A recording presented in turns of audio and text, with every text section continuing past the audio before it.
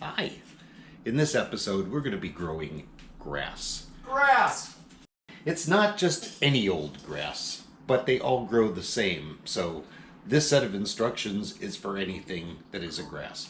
But what we're doing is growing a special new mix that we have had for about 15 years and have never mixed up. Maybe I did once, but you call it Christmas Kitty. So we'll see how it does. So that I got 1/3 of a cup.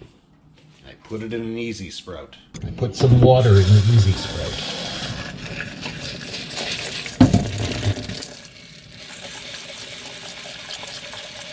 I agitate the seeds so they all are contacted by the water in an even fashion. And I will soak these. Cover on there and clay, and they will sit here until for 6 to 8 hours, which is what I've been soaking grains lately. And it's going to grow in this lovely small stainless steel sprouter. You know, with grass, you first have to pre-sprout the seeds. But the wheat and the rye that are in there, which is what that is predominantly, are so vigorous that they may be pre-sprouted by tomorrow. So let's drain our special cat grass. Let me just put this on a plant.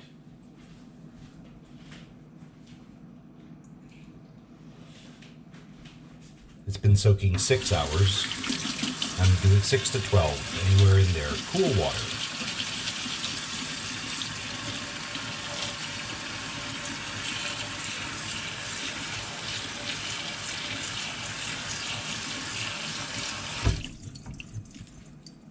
A light rinse.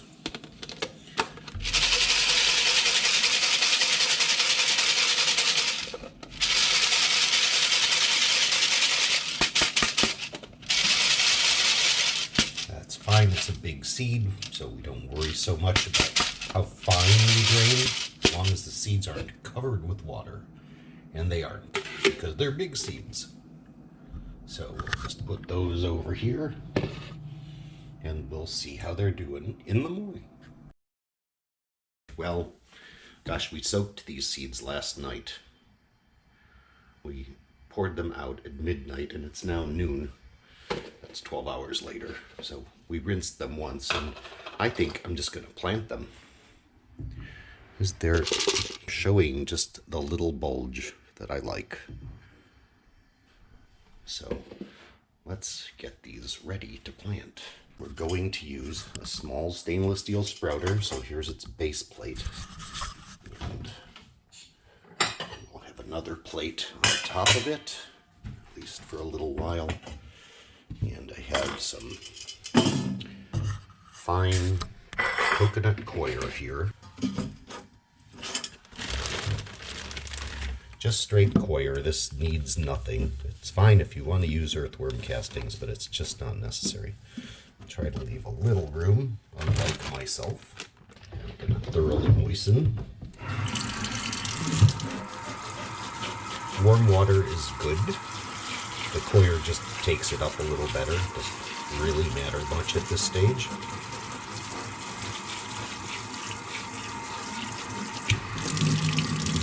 Some glue in there. This is actually cool water, and it's working well.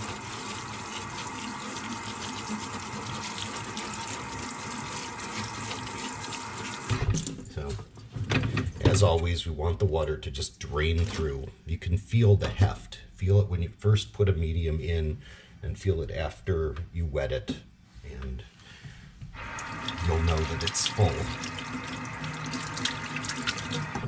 Okay, that's thoroughly moist. Here's our seed.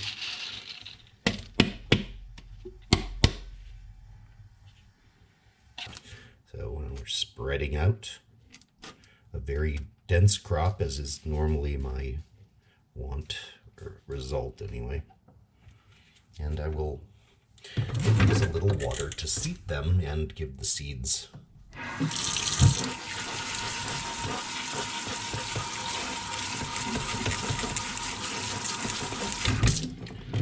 normally I would just rinse them in the sprouter because the whole point here is at this stage we just need to keep the seeds moist until they get into the medium. So, but you can see in a number of cases, or not, that there's a little bulge at the germ, the base in this case, or the tip. I'm not sure. It depends how you look at it, I guess. So both the rye and the wheat are doing fine, so that's why we planted early. And we're just going to do this, and good. I can see that's not actually hitting them, so excellent. And these will come. I think I would have prepared this ahead of time. So this garden stuff can go. We're going there. Let's remember to order that, so they'll just sit here next to our other crops and seeds.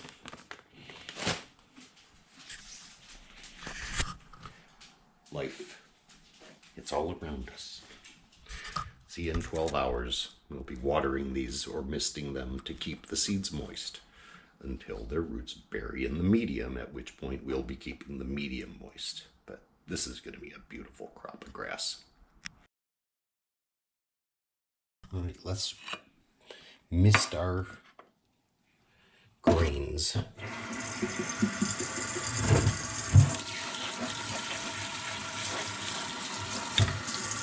That's more than plenty. Misting would be adequate. I just used the actual sprayer. Why not? I think we'll have to turn the plate over. You can see the indentation of the plate.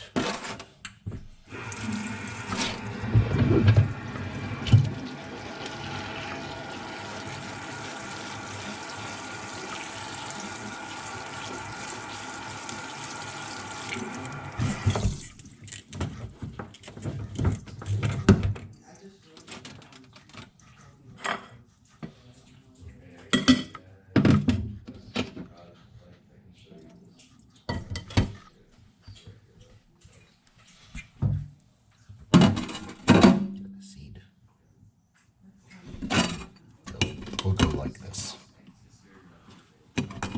And I have to uncover this earlier than I generally like to, but I don't worry about it anymore.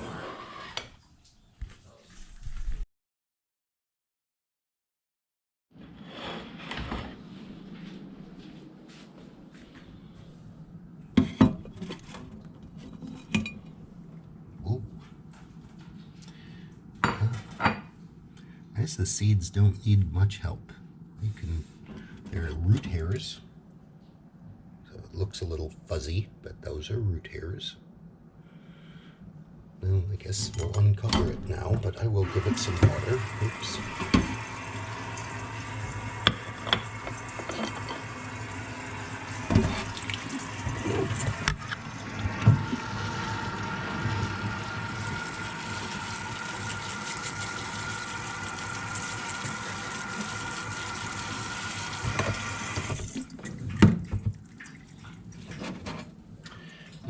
See that it's red tinged, which is why this is a special mix, but this will be challenging because normally cool weather helps to accentuate the red, and it's hot this week, so we'll see what happens.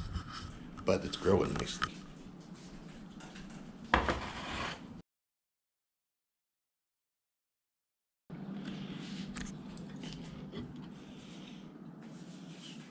Pretty, huh?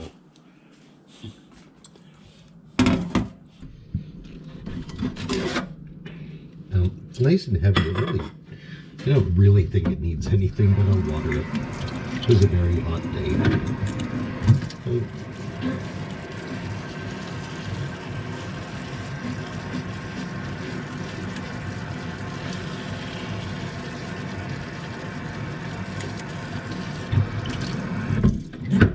Could do nothing on any normal day. It was 90 degrees today. Very uncommon here. But really, if the roots are buried, that what I did makes no difference. I did it solely for any seeds that were still putting their roots in. But there you go. So we'll probably let them be now for a couple days. You just feel the heft of the container, of the sprouter, right? It's that heavy. And you'll feel it when it's light, and you'll know it needs water. 24 hours have passed. Look at our lovely grass. It's really cool, isn't it? So yeah, let's just inspect it. There is no fungal growth, which is wonderful. It's a densely planted crop. And it's really hot this week, in the 90s today. And there's some flax coming up. You can see them, but they're in there. That's part of what makes it catgrass. But this is Christmas kitty cosmic catgrass or something like that. But this is how you grow grass in a stainless steel sprouter. Hey, what is that? Oh, that's the camera. So yeah, it doesn't need anything, no water. It's heavy. Well, you know, I guess it's using so much water that we'll take it up from the bottom. Here, let's.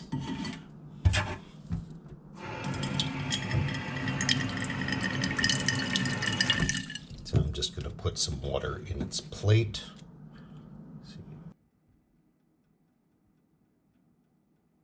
All right, let's just look back here. Oh yeah, it's taken up quite a bit already. That's fine. We're going to let it take that much up.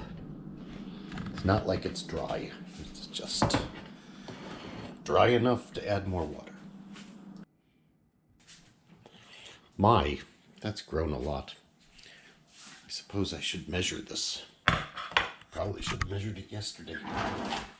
24 hours is going to be an awfully long time for growing grass. Let's see, we are currently, let's see, we're about here. What is that? 4 inches. That's a 4. Then I'm my glasses.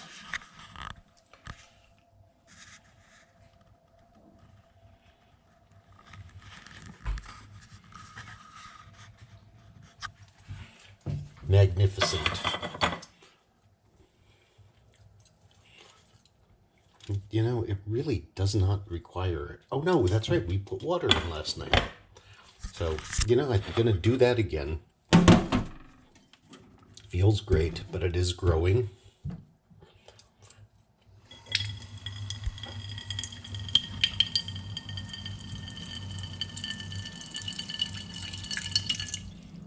I'm just going to fill that up. I'm going to let it sit here in the sink.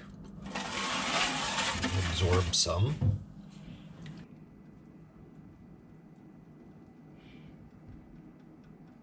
I've moved the grass back from the sink.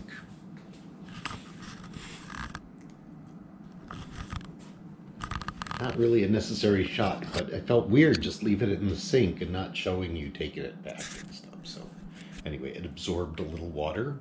I left what little was there that wasn't going to drip on my counter there, and so same as last night. Just really, maybe it's getting 1/3 of a cup.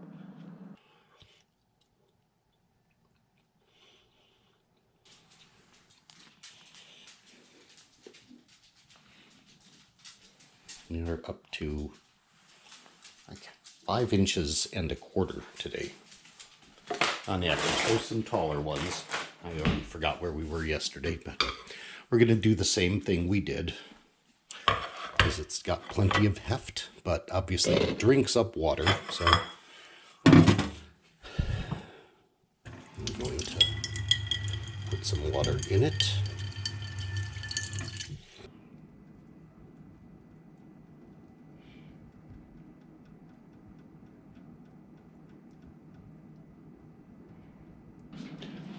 See where we're at today. What is it? 6.5 inches. Now, really, if you aren't serving this yet, you're waiting too long. So it is great. I think I'll do the same thing, but really, I think we're just gonna say we're done. Maybe we'll keep watching it, but you should be putting this out, don't you think? So that's how you grow grass in a stainless steel sprout.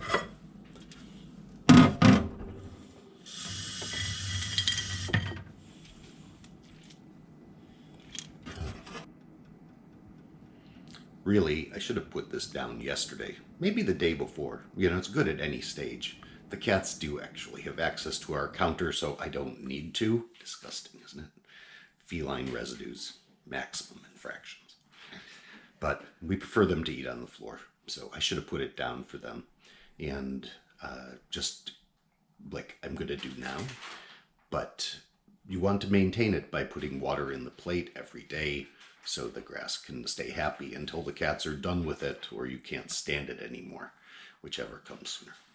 Would that we were going to juice this grass, which you can do with cat grass, though straight wheatgrass is our general preference. You would cut it off as close to the medium as possible and then feed it through an extracting juicer. You know, wheatgrass juice is closer to blood than anything else.